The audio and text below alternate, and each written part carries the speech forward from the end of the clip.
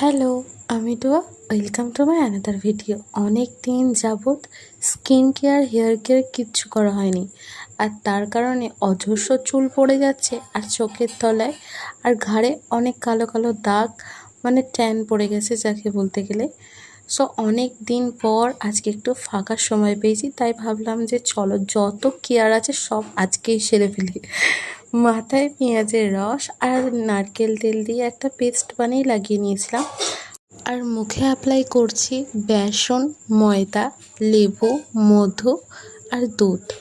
বিশ্বাস করো এই পেস্টটা এত ভালো, স্কিনটা এত ব্রাইট লাগে আর মোটামুটি ট্যান উঠেই যায়। আমি তো লাগানোর সময় পাই না, 9 মাসে 6 মাসে লাগালে কি হবে, কিন্তু তাতেও ভালোই কাজ দেয়।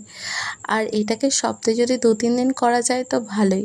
আর তখনই আমার দিদি চলে এসেছে, তাই আমি জিজ্ঞাসা করছিলাম কেমন আছিস।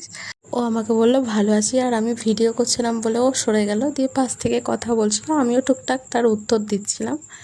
তো এবার চলে আসি স্নান টান করে। দেখো স্কিনটা কতটা ব্রাইট লাগছে না, আর চুলটাও কিন্তু অনেকটা সিল্কি লাগছে।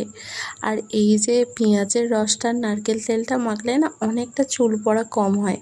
তোমরাও চাইলে এটা একবার অ্যাপ্লাই করে দেখতে পারো, মন্দ হবে না কিন্তু।